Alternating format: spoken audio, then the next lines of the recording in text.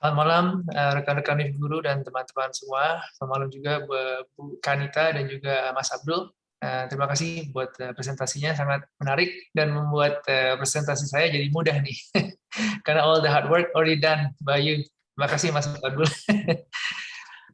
Baik, mungkin saya langsung saja. Siap, Pak. Silakan, Pak. Mungkin saya share screen kali ya. Siap. Oke. Ya, jadi saya akan membagikan ke teman-teman semua dari sudut pandang sebagai investor. So, mungkin sebelumnya saya perkenalkan sedikit juga tentang saya. Ya, nama saya Daniel, saya managing partner dari Sapien Ventures. Sapien Ventures adalah sebuah venture capital yang berbasis di Australia.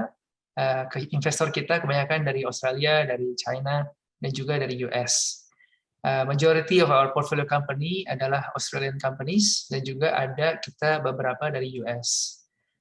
Saat ini kita sudah beroperasi sejak 2016 dan kita managing about 78 million Australian dollars now yang sudah kita alokasikan ke 14 portfolio company. Dan dia bersyukur selama ini semua baik-baik saja, kita bisa memberikan return terhadap investor on average about 46% every year. Dari 14 perusahaan kita sudah exit 2, yang IPO 1, 2 di-acquire, dan 1 lagi sudah late stage discussion untuk being acquired juga oleh perusahaan TBK di Australia.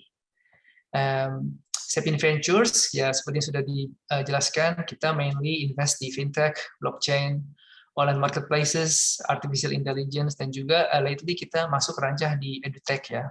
Makanya kenapa hari ini saya juga pikir Rif Guru sangat menarik karena I think there are a few complementary activities yang kita kerjakan juga di Sapien yang looking forward to work with Rif Guru. Jadi mungkin sekian untuk introduction Sapien-nya, mungkin langsung aja aku ke materi ya. So sebagai founder, as you know, kayak tadi dengerin ceritanya Mas Abdul sampai bisa lost his house, everything. I mean that's amazing karena these are the sort of founders yang we think really have a skin in the game, they really put their best pada saat mereka memulai sebuah perusahaannya dan perjalanannya. Tapi in general untuk sebuah startup founder, basically itu biayanya dimulai dari tabungan pribadi atau dana pinjaman dari keluarga dan teman, atau zaman sekarang bahkan ada crowdfunding platform banyak kan, mulai advertise idenya melalui crowdfunding platform. Atau juga bagi yang beruntung punya teman yang ada uangnya, mereka bisa jadi angel investors, biasa begitu. Atau ya mereka ke kita, ke venture capital kayak kita. Ada juga ada orang yang pinjam uang ke bank, ada juga orang yang biasanya riset ya, yang sifatnya research itu dapat subsidi dari government, ya kan, dapat bantuan. Nah, karena saya dari venture capital, mungkin saya coba ulas sedikit background kita. Mudah-mudahan setelah presentasi ini selesai, teman-teman bisa memahami bagaimana seseorang venture capital atau sebuah perusahaan venture capital itu tuh menilai atau berpikir dan bertindak, sehingga kan mudah-mudahan kalau bisa mengenal kita, jadi bisa lebih baik juga pada saat mau menyampaikan ide, pendapat, atau menawarkan bentuk kerjasama. Oke, jadi venture capital itu mainly kita punya role adalah filling the void between sources of funds kayak tadi kan, karena ada orang yang belum tentu tabungannya cukup atau ada uang dari family cukup untuk mendukung, tapi in between sampai mereka bisa positive cash flow atau profitable, mereka perlu didukung ya kan. Jadi kita itu biasanya masuk di situ. Nah, keunggulan kita adalah ya kita mudah boleh dibilang, apalagi kalau kayak di film-film kan di Amerika gitu, contohnya misalnya ada ide langsung dapat funding dari venture capital, karena kita nggak perlu ke bank. Kalau mau pinjam uang ke bank kan harus kamu ada aset berapa, ada kolateral apa. Kalau venture capital nggak perlu, ya kan. Nah, dan itu juga at the moment perfect ya untuk dunia sekarang, karena sifatnya information based economy kan, with few hard asset sama kolateral. Lalu kenapa orang juga tadi ada pertanyaan dari salah satu audiens yang nanya tipe-tipe investor tuh yang cocoknya gimana, apa bedanya? Nah, venture capital itu, I guess, salah satu reason yang saya tuh lihat ya dari orang-orang yang approach kita, kebanyakan mereka juga memang mau tap into our expertise ya, dan juga industry expertise, experience maupun juga insight dari certain sektor. Nah, ini kenapa penting? Karena saya udah ketemu beberapa macam founders lah. Ada yang serial founders, ada yang founders baru.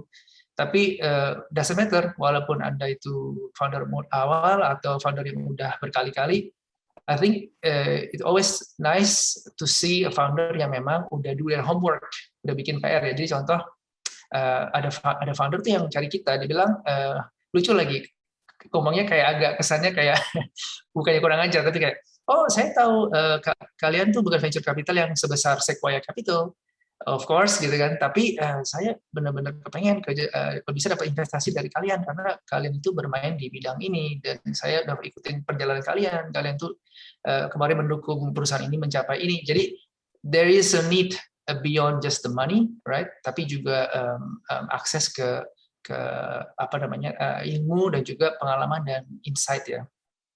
Nah, lalu kenapa startup itu biasanya minta duit ke venture capital? Walaupun ada juga startup founder yang misalnya teman-temannya mungkin beruang atau keluarganya mampu, jadi sebetulnya nggak perlu lah venture capital. Tapi kok kenapa ke venture capital? Karena by having an investment through venture capital tuh kayak lulus gitu loh, kayak Anda diakui. Right? Jadi kan kita bilang, oh valuasi saya 1 juta, 2 juta, 5 juta. Until you actually receive and close that funding, basically your valuation is just what's on paper, right? Tapi kalau misalnya udah sampai diterima, artinya kan udah approve bahwa, yep, benar di-verified nih, bahwa valuasi Anda segitu. Nah, ini juga berguna biasanya untuk startup founder yang dalam hal rekrutmen ya. Kenapa? Karena kan biasa tuh kalau startup founder tuh mau rekrut tim, apalagi core team ya, mereka bisa minta equity kan, equity gue berapa dan sebagainya. Nah, biasa kalau udah ada startup tuh yang udah diinvest tuh, aku ngeliat foundernya tuh lebih ada bargaining power ya, karena kan dia bilang, oh startup gue udah nilainya segini, jadi bisa lebih enak kalau untuk rekrutmen dan sebagainya. Oke. Kembali ke venture capital. Venture capital itu primarily ada 4 player ya, entrepreneurs-nya, which is the founders, dan investors, dan juga ada investment bankers, dan the venture capitalists ourselves, kayak orang-orang kayak saya, GP kayak kita. Nah, kalau lihat diagramnya itu seperti ini. Kan entrepreneurs itu seperti teman-teman yang mau jadi founders kan, mereka memulai bisnis dari uang tabungan pribadi maupun dapat sumbangan dari government, maupun dari uang dari venture capitalist ya kan. Jadi venture capitalist di-pitch oleh founder dan kita suka, kita kasih mereka uang.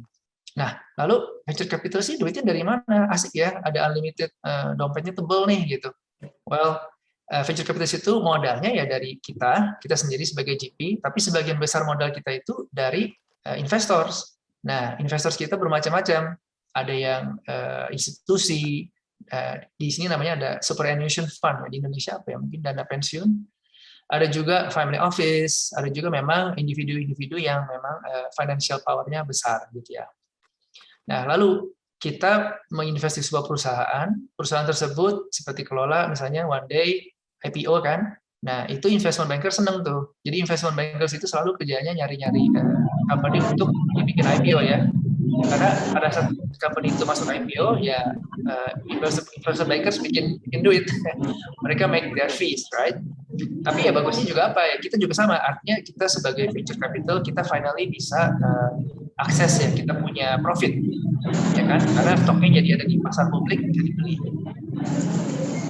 Nah, tadi untung Mas Abdul udah jelasin semua seri A, B, C, D. Aku jadi nggak usah go into this again, tapi yes, exactly. Jadi venture capital itu typically-nya kayak gitu, pre-seed, seed, seri A, B, C. Tiap-tiap seri itu kan biasanya tuh ada ceritanya lah. Oh, seri A lagi mau bikin ini, makanya kita mau raise ini. Tadi sama Mas Abdul udah dibahas. Jadi tipe-tipe range-nya berapa, average-nya, dan biasanya tuh kondisi perusahaannya tuh sampai mana. Seri A contohnya, early seed tuh biasanya udah bisa demonstrasiin ada traction ya, walaupun sedikit, tapi terus butuh dana untuk melanjutkan, ya kan? Nah, seri A, B, C, sorry, I'm just gonna go here. Alright, kembali ke tipe-tipe investor kita. Investor kita itu ya tadi seperti sudah saya bilang, ada dana pensiun maupun juga bahkan other funds ya, karena funds itu bermacam-macam ya. Venture capital itu sebetulnya salah satu bentuk dari funds. Ada dana pensiun, ada dana reksa, ya kan, dan sebagainya. maupun juga belakangan insurance companies mulai main, family office, dan juga high net worth. Nah, karena sifatnya venture capital itu tuh tanda petik risky compared to traditional business ya, kayak buka toko, karena kan jelas sifatnya Anda beli beras $1, dijual $2, untung $1. Kalau startup itu kan a bit uncertain, right? You only made it when you made it. Apalagi ada J-curve yang tadi itu loh. Jadi typically investor itu kalau mau invest ke venture capital, mereka ekspektasinya 25-35% per tahun ya. Nah, tapi cuman venture capital juga bukannya kayak sembarangan main invest sana sini. Ada metodologi lah. Kenapa kita in general investnya tuh mencoba lebih banyak ya. Jadi kita higher frequency, tapi tiap kali kita invest tuh kita punya ekspektasi adalah apa yang kita investasikan itu bisa jadi unicorn, 100 kali lipat return. Kenapa ya? Karena seperti Mas Abdul bilang, banyak banget startup juga yang fail kan. Jadi artinya kita average lah gitu loh. Misalnya yang fail 80%, tapi terus kita ada beberapa yang benar-benar luar biasa, sehingga average return kita bisa hopefully 25-30% atau lebih. Ya. Nah, lalu,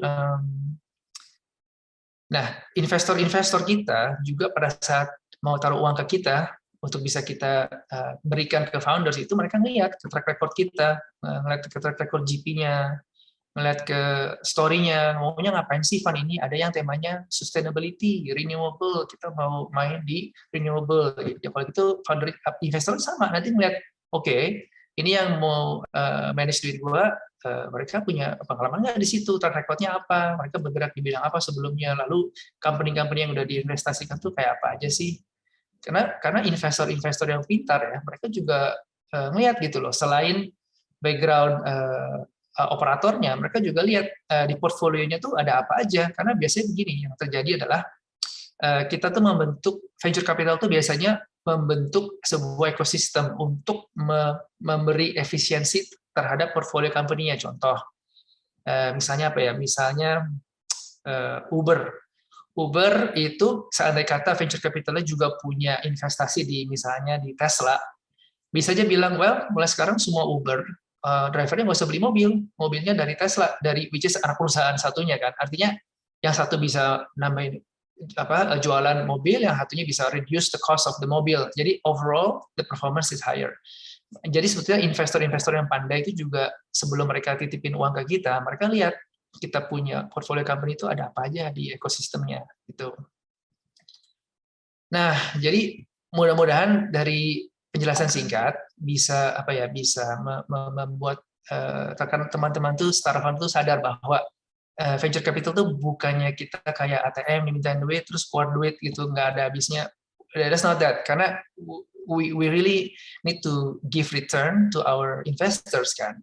Dan kita juga mau make sure founders-founders yang kita berikan investasi itu seperti Mas Abdul bilang, timnya kuat, lalu juga memang punya experience, punya pengalaman, dan juga bahkan at the end of the day dunia ini kan kompetisinya sangat tinggi kan. Jadi I gotta be honest ya, we really want to back the winners gitu loh. Jadi winners itu definisinya macam-macam kan, memang either mereka punya koneksi bagus, networknya bagus, timnya bagus, memang orangnya pinter, atau memang produknya sangat unik, atau mereka mungkin memang punya roadmap apa, ada unfair advantages apa gitu loh. Jadi anything that can reduce our risk itu kita go for it gitu loh. Dan kita sebelum kita invest tuh kita juga banyak spend waktu sama foundersnya ya, due diligence tuh bermacam-macam, ada yang on personal level, ada yang technical, ada yang legal, ada yang market. So it is a team effort gitu loh. Cuman when we decide to invest in a startup founder, kita benar-benar, that means kita udah ready dan yakin bahwa kita akan bekerja sama dan punya, it's like marriage, kayak orang menikah ya, long term gitu loh. Karena kita bakalan in this journey at least 3 years, normally 5, sampai mereka exit hopefully atau dibeli gitu loh. Artinya jadi kan kalau orang yang mau berrekan bisnis mau 5 tahun, lu kudu cocok gitu loh. Kalau nggak cocok kan nanti hubungannya juga nggak enak gitu. So that's basically before VC investing. Nah, lalu sebagai venture capital, kita juga mencoba invest di sektor area yang ada high growth rate-nya. Kenapa? Ya karena the logic is kalau high growth rate itu the possibility of success is higher, and the area itu attract banyak talent yang bagus, banyak ide-ide atau pemain-pemain yang bagus, dan juga banyak opportunity untuk banker-banker atau market tuh demanding ya, kita perlu ada ini nih IPO di sektor ini. Jadi chance untuk venture capital to make profit itu tuh higher juga lah. Of course competition is higher, tapi generally speaking it's better daripada main di daerah yang sepi gitu loh, yang karena it could be either you are a genius, you're onto something here yang orang lain nggak bisa lihat, lu lihat, atau memang lu main di satu daerah yang memang actually nggak bagus gitu loh. Jadi venture capital ya memang kita melihat di situ. Well, advice untuk founders, tadi udah di cover banyak ya sama Mas Abdul, thank you once again. Jadi kita harus coba sebagai startup founder tuh, aku paling suka kalau bisa founder tuh menunjukkan kenapa produk kita tuh different sama yang udah ada di sana, walaupun mirip-mirip, apa yang beda produknya maupun eksekusinya yang berbeda, atau mungkin ada secret sauce apa, ada channel apa yang unik gitu loh. Atau bahkan biasanya juga kalau founder yang benar-benar pinter, dia bisa bilang, oh produk gua sama kok actually sama yang itu, tapi gua tahu lu sebagai investor, lu kan punya perusahaan lain yang ngerjain ini, sehingga kalau kita bekerja sama, kita bisa membentuk suatu ekosistem yang lebih kuat lagi. Nah, itu kayak, oh ya benar juga ya, jadi maksudnya tuh, anything that can give your business a unique advantage, put it out there. Nah, of course again, solid management team, dan juga kalau bisa tuh kita juga suka sama founder tuh yang punya yang investment philosophy-nya tuh sama gitu loh. There is no right or wrong answer in this. Aku kasih contoh ya. Kan sejak zamannya Uber bakar-bakar duit, sejak zamannya WeWork obviously bakar-bakar duit. Terus ada yang bilang, waduh kalau gitu nggak cocok dong startup yang bakar-bakar duit. Well, jawabannya yes and no. Maksudnya gini, memang ada bagusnya juga setelah insiden WeWork itu, startup itu venture capitalist itu juga mulai lebih disiplin lagi ya, bahwa dia nggak akan nge-backing sesuatu yang misalnya kalau bahasa Indonesia kan goreng-goreng doang gitu loh. Mereka mulai really back to the basic, right? They want to make sure the fundamental is right, gitu loh, bukan cuma riding on hype ya. Tapi at the end of the day, ada juga memang startup tipenya cocok oleh venture capital, yang didukung oleh venture capital yang memang bisa main kayak gitu loh, yang bisa injek dana gede. Karena memang the way for them to win the game is to do that gitu loh. Ada. Jadi bukannya bilang cara itu salah juga. Jadi intinya tuh beneran kayak orang pacaran sih, cocok-cocokan. As a founders, you have to really know what is your product, how are you going to win the game, kasar ngomong kan, how are you going to reach your goal. Nah dari situ boleh lihat kira-kira tipe gue ini tipe yang perlu duit banyak atau perlu akses ke certain community atau akses ke certain teknologi atau talent gitu ya. Jadi there are many ways to win the game kan. Yang penting tuh kita harus tahu kita tuh maunya apa dan cari yang cocok gitu loh. Karena ada juga tipe-tipe startup tuh yang pokoknya siapa yang mau kasih gue duit, gue ambil deh gitu. Ya nggak apa-apa juga sih, but probably I must say the chance of you to receive an investment and also have a good meaningful relationship with the investor itu lebih jelek daripada kalau kita approach investor yang memang cocok gitu loh. Gitu. Nah, terus ke yang terakhir ya, of course, aku udah bilang barusan, kalau bisa ya coba bikin solusi itu yang scalable, kalau bisa yang marginnya bagus ya, karena the higher the margin, again, the risk of investing is reduced kan buat kita. Jadi, tapi again, cocok-cocokan. Ada venture capital yang benar-benar duitnya banyak, nggak peduli. Pokoknya mereka main brute force, pokoknya kita terus taruh duit, ada. Mungkin itu is less relevant. Cuman generally speaking ya, I personally like to invest sama perusahaan yang punya strong margin.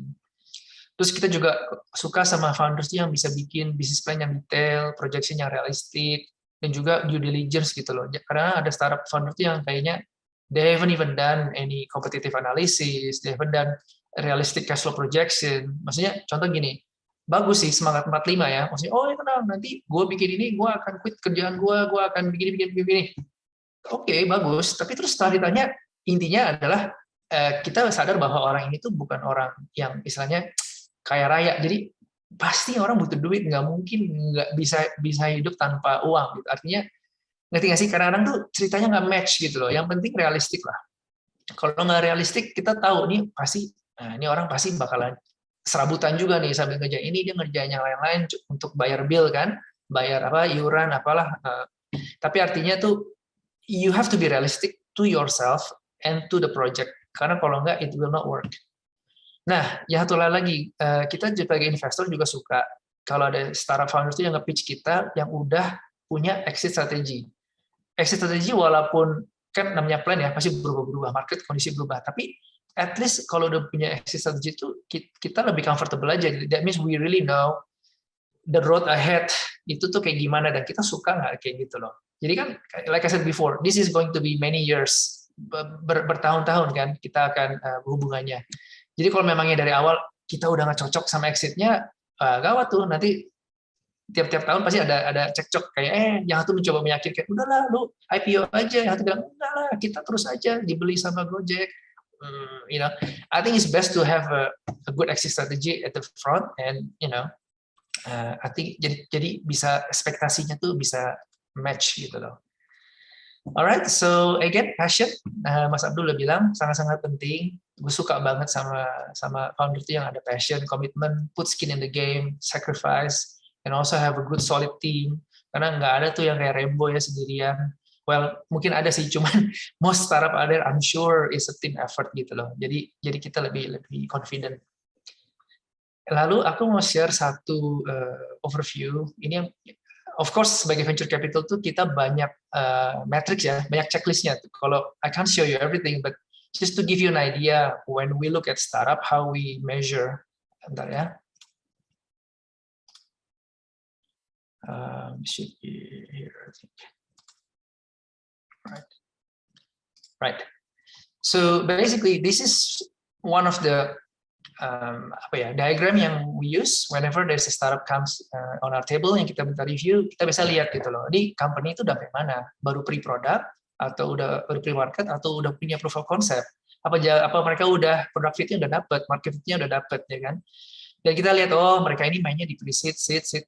Karena kalau dari kita Sapien, we don't invest beyond Series A, kita mainnya Series A ke bawah. Jadi kita tuh mainnya di bawah 2 juta lah. Kita nggak jarang kita ada sih invest 5 juta, tapi mostly we try to invest di bawah $2 juta. Dari situ nanti kita juga bisa kasih advice bahwa lu masih baru ide gitu loh, lu jaga gua dulu, lu coba deh friends and family and angels, if you can do that, sampailah ke proof of concept atau apa MVP. Zaman sekarang seperti Mas Abdul bilang, you don't have to spend a lot of money to get to MVP. Apalagi dengan ini kan Codeless Revolution, Canva. I mean these days there's so many tools yang bisa dipakai untuk bikin dashboard, bikin apps tanpa dengan biaya kecil lah untuk bisa menggambarkan apa yang Anda pengen kerjain gitu loh. Ini kasih contoh ya. Contoh Airbnb. Airbnb itu timnya strong, traction-nya bagus, story-nya bagus banget, engagement-nya bagus, artinya apa? Wah, kita invest deh, ya nggak? Terus pernah ada satu company datang ke kita, story-nya bagus, not bad, traction-nya of course nggak ada, bang juga baru kan, timnya udah lumayan ada, cuman they still have no idea, belum clear banget gitu loh, belum ada exit strateginya, mereka belum exactly jelas mau mainnya tuh di mana, jadi masih belum gitu gigit gitu. Jadi kita kasih advice ke mereka, kita bilang coba ini pelajarin lagi ininya, menurut lu gimana, and then come back to us gitu loh. Ada startup founder yang ya udah, they just keep going anyway, hustling and dapat investment dari orang lain, yang nggak apa-apa, good for them gitu kan. Mungkin orang venture capital lain ngelihatnya beda ya sama kita, mungkin buat mereka itu udah bagus. Tapi ada juga yang terima kasih atas feedbacknya, terus bulan depan balik lagi. Nah, pas balik lagi mereka udah tambahin tuh, mereka udah onboard satu co-founder baru, CTO misalnya, story-nya dibenerin, mereka maunya gimana, exit-nya gimana. Nah, suddenly appeal daya tarik itu naik gitu loh. Sehingga kita lihat, boleh nih, kayaknya boleh ditinjau lebih lanjut. Nah, biasanya habis itu kalau di kita ya, kita masuk ke due diligence stage sih. Sebelum kita bahkan kasih kontrak term sheet untuk kita negosiasi, bahkan kita langsung masuk ke due diligence. Tapi at least tuh that is the step lah gitu. Anyway, I think sampai situ dulu. Terima kasih atas waktunya. Semoga ini bisa membantu teman-teman semua. Ya, terima kasih Bapak Daniel Lawrence. Jarang-jarang kita ini dapat dua sisi ya. Pertama sisi dari Pak Abdul Halim dari sisi startupnya dan juga selanjutnya dari sisi investornya tentunya. Oke, untuk selanjutnya kami akan memulai sesi Q&A untuk Bapak Daniel Lawrence. Apakah teman-teman di sini mempunyai pertanyaan mengenai sisi investor atau presentasi yang barusan dipaparkan? Silakan teman-teman, jika ada pertanyaan bisa ketik di chat atau bisa bicara langsung ya. Ini ada yang raise hand, Bapak Muhammad Iqbal, ini Pak Wisnu.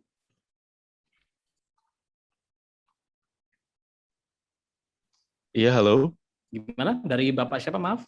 Muhammad Iqbal, Ya, Pak. silakan Pak. Silakan Pak. Kalau ada pertanyaan, silakan Pak. Oke, baik. Terima kasih. Ini suara saya Pak jelas Muhammad ya? Iqbal? Iya, halo. Siap, jelas Pak. Halo. Iya, baik. Terima kasih. Thank you Pak Daniel Lawrence. Pemaparannya cukup menarik. Saya lebih pengen tahu in practical field ya. Maksudnya saya pengen tahu selama ini kan historisnya Seven Ventures kan invest ke fintech dan apa ya, startup serupa lah yang berkaitan dengan teknologi gitu. Cuman saya pengen tahu perspektifnya Pak Daniel terkait startup yang fokus di sport business gitu loh, yang mereka lebih kepada selling sport attires dan kemudian kelebihan mereka bisa tunjukkan tidak dari sisi digitalnya, tapi lebih kepada apa sih yang membuat mereka bisa lebih show up in terms of materials yang mereka pakai untuk dijual ke customers dan sebagainya. Kira-kira sport business itu sendiri apakah akan ada potensi, terutama di Indonesia ya, apakah akan ada potensi atau justru akan kalah dengan sport business yang sudah besar seperti Nike, Adidas dan sebagainya. Mungkin lebih ke situ sih Pak Daniel, lebih ke praktikal ya mungkin. Seperti itu, terima kasih. Oke, I guess jawabannya seperti yang tadi kan di Mas Abdul punya pertama kan, kenapa sih mau bikin tech startup gitu kan? Lalu apa sih definisi startup gitu kan? Cuman kalau misalnya kembali ke pertanyaan Mas Muhammad, I think berarti ini maksudnya mau bertanya apakah bisnis brick and mortar kayak Nike tanpa tech lebih focusing on the material itu has a chance to go big. Is that the question? Yep, exactly, yeah. And how you see those kind of business? Right. Kalau buat kita terus terang, karena kita kan mainnya memang leveraging on the tech solution kan, jadi di scale gitu loh. Tapi kalau misalnya on a traditional business, tapi mungkin punya faktor yang unik, buat kita pribadi, Sapien Ventures kita nggak main ke situ. Cuman kalau untuk specifically menjawab pertanyaan Mas, apakah di Indonesia itu ada peluang atau enggak? Aku rasa sih bisa sih, karena ini tapi penilaian pribadiku ya. Karena aku perhatiin tuh anak zaman sekarang tuh they really look into non-mainstream products gitu loh, yang agak-agak hipster or even unique, ada value-nya beda, baik itu focusing on an environment atau mungkin visi tertentu, komunitas tertentu, or even bahan materialnya sendiri mungkin yang memang again ada something faktor yang unik, lalu didukung oleh misalnya influencer atau tokoh-tokoh yang memang pas gitu ya dengan visi dan misinya. I think it can still work sih. Cuman again I think for the business, if you are going towards startup atau being funded, you really need to find investor yang memang udah punya history ngedukung di situ, atau memang punya distribution channel maybe di situ, sehingga bisa increase your risk of your chance of success gitu loh. Mudah-mudahan itu menjawab pertanyaannya. It does, yeah. Thank you so much Pak Daniel. Oke, terima kasih Mas Muhammad Iqbal. Selanjutnya ada pertanyaan lagi kah? Dari Ibu Esti punya pertanyaan. Silakan Bu, jika punya pertanyaan. Bu Esti. Saya bantu bacakan pertanyaan dari Ibu Esti. Saya merintis usaha herbal berbahan dasar bidara. Apakah bisnis coaching channel yang bisa mempertemukan kami dengan angel investor? Mungkin bisa dibantu Pak Daniel? Bahan dasar bidara itu apa ya? Sorry, I'm not familiar. Ibu Esti bisa bantu jelaskan? Tanaman herbal. Oke. Okay, right.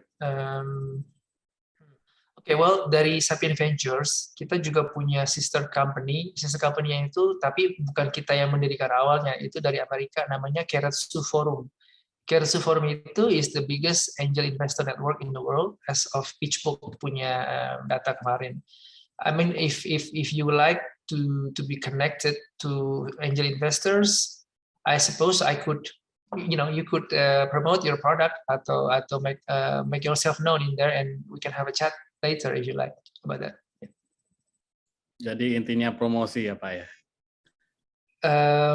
I mean, pertanyaannya kan dia mau coaching, is that the coaching atau investor? Dua-duanya atau kalau misalnya mau cari angel investor? Dua-duanya Pak, business coaching dan investor. Right. Ya.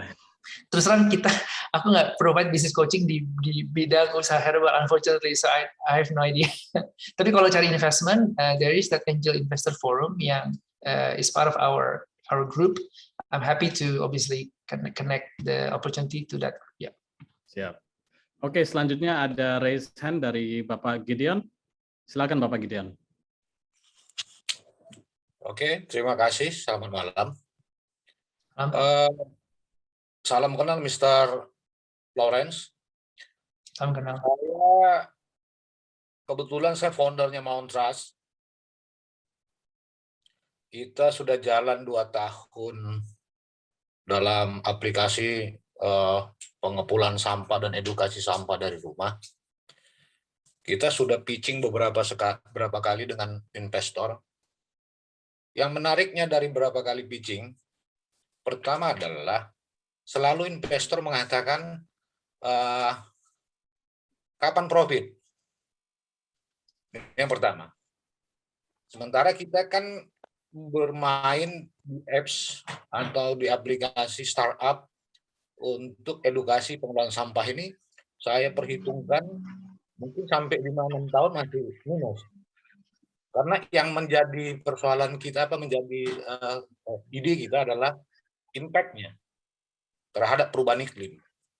Karena menurut kita 12-15% pengaruh perubahan iklim di Indonesia ini salah satunya adalah persoalan sampah. Jadi bagaimana pandangan Mister terhadap apps yang dibangun atau startup yang dibangun tentang environment ini? Terima kasih. Oke, terima kasih Pak pertanyaannya.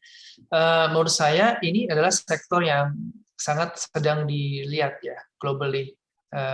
Karena memang kan climate change itu is a real thing, dan sekarang semua negara mencoba untuk mencapai zero carbon neutral kan. Nah, kembali ke bidang startup dan investment, I think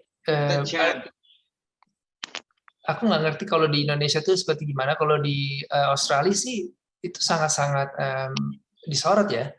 Ini sektor yang sangat berkembang. Jadi untuk mendapatkan investasi di situ sebetulnya bagus. Cuman yang pengamatan saya untuk Indonesia yang saya tahu ya, tolong diberi pencerahan juga kalau misalnya saya salah. Biasanya tuh yang bermain di bidang begini, apparently it's something yang bisa bergantung sama who is in politic power, right? Jadi apparently ini yang bikin investor agak-agak deg-degan juga kalau misalnya yang di Indonesia apparently. Kalau misalnya yang di luar kan is pure, doesn't matter siapa nanti yang menang atau siapa yang memimpin. If it is good, it's good, they just support it. Nah, yang di Indonesia tuh yang katanya teman-teman yang main di situ, they sort of said, bagus sih Dan, tapi gue takut karena nanti gimana kalau gini, it's all about the application-nya nanti kan. Cuman kalau misalnya menjawab pertanyaannya, harusnya sih secara makronya is a very good sektor yang memang harus dibenahin, karena benar-benar impact-nya is real impact and is much needed ya, karena benar-benar kita harus membenahi itu sih. Jadi gimana ya, aku rasa banyak investor-investor sekarang yang memang mau invest juga atau suntik dana di sektor itu. Jawabanku sih gitu sih. Jadi harusnya, in other words ya, jangan menyerah, dan memang pasti akan ada investor yang mau mendukung. Cuma mungkin nanti yang harus diselesaikan adalah how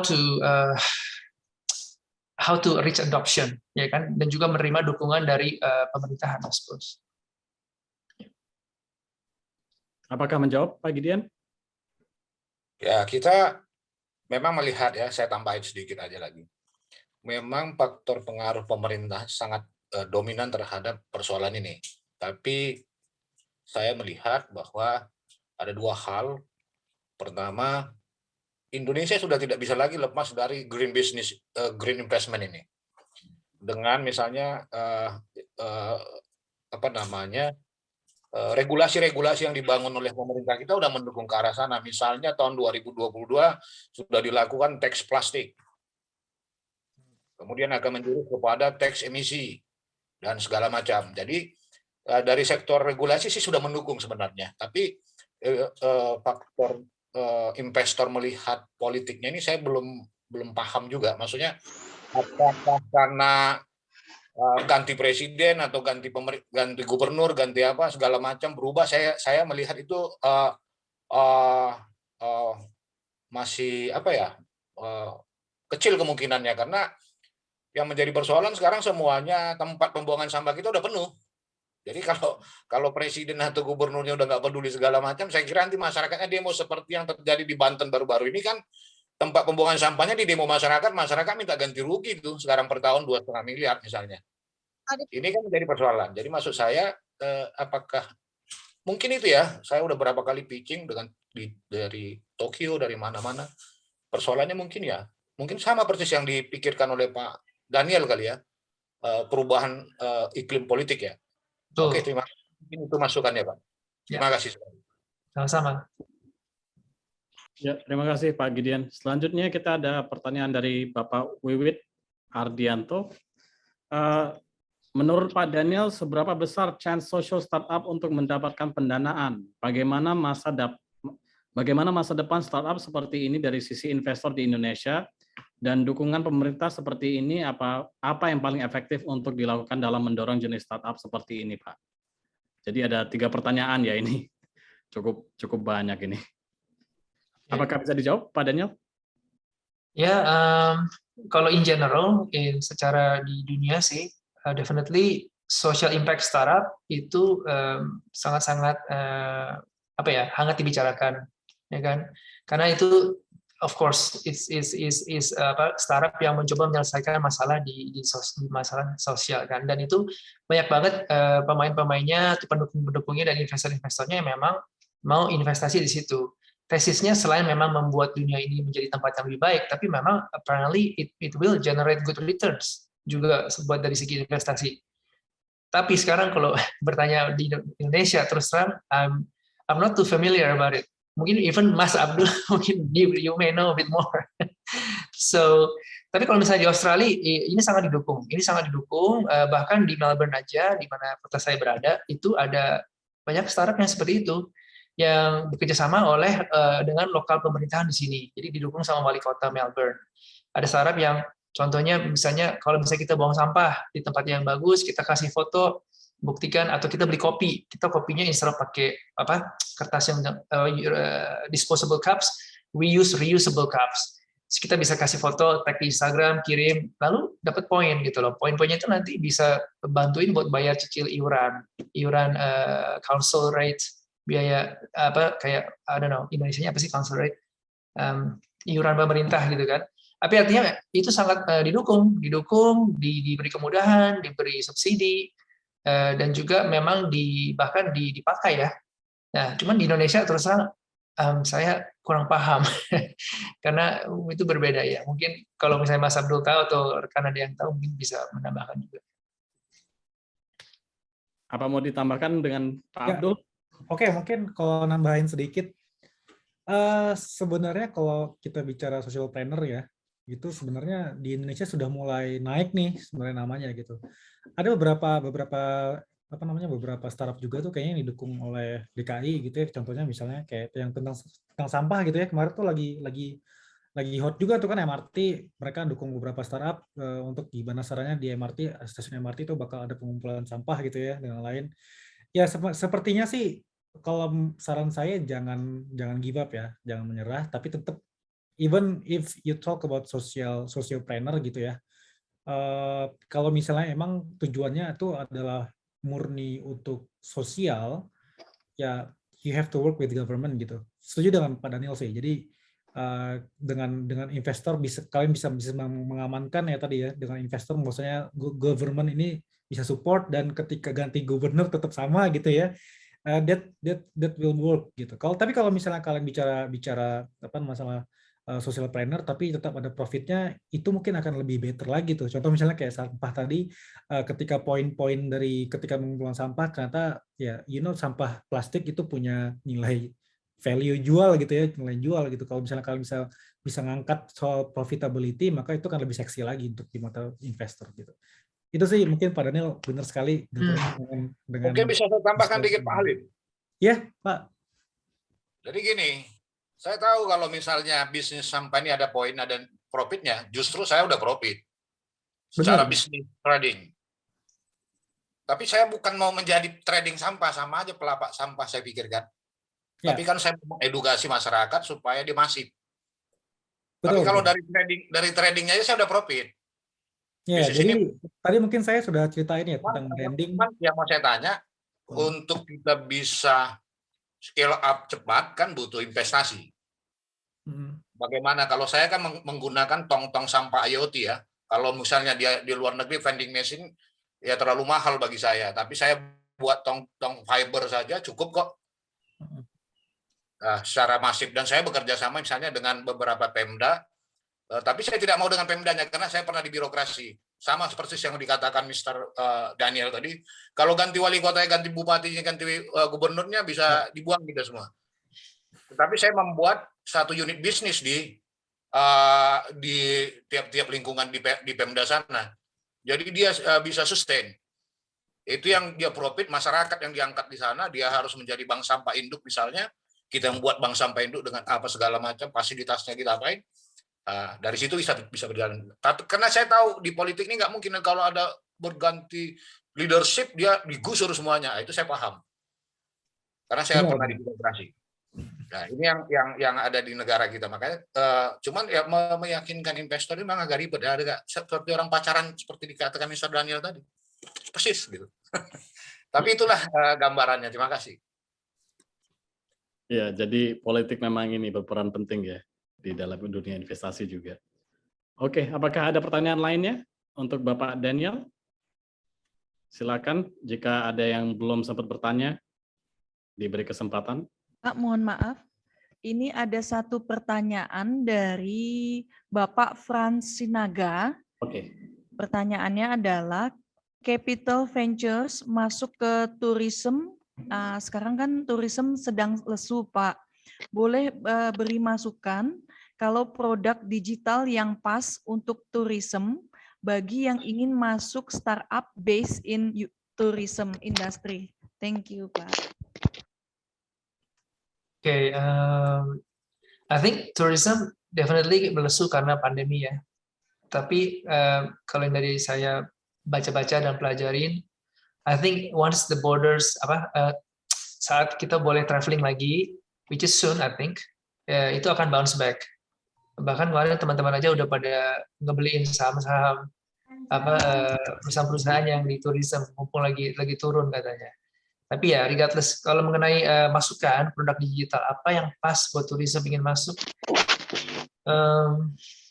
mungkin karena aku suka banget sama Mas Abdul punya pulang dari UK walaupun dengan pengahnya, tapi he wants to give back to the country, right?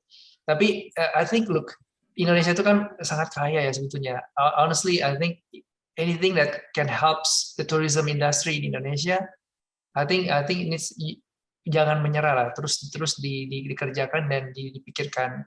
Ada sih bahkan teman-teman di Melbourne pun ada beberapa yang punya ide bikin startup yang di tourism yang di Indonesia, di Bali, di mana, tapi yang sifatnya lebih ke booking ya, waktu itu sebelum COVID ya booking atraksi, booking lokal tour guide. Jadi misalnya pergi ke pelosok-pelosok yang perlu biasanya orang lokal yang tahu, dia bisa booking gitu. Ada juga yang idenya bisa kayak ada orang yang cuma demen foto-foto atau video-video, mungkin something to do with that. Terus terang itu bukan bidang saya.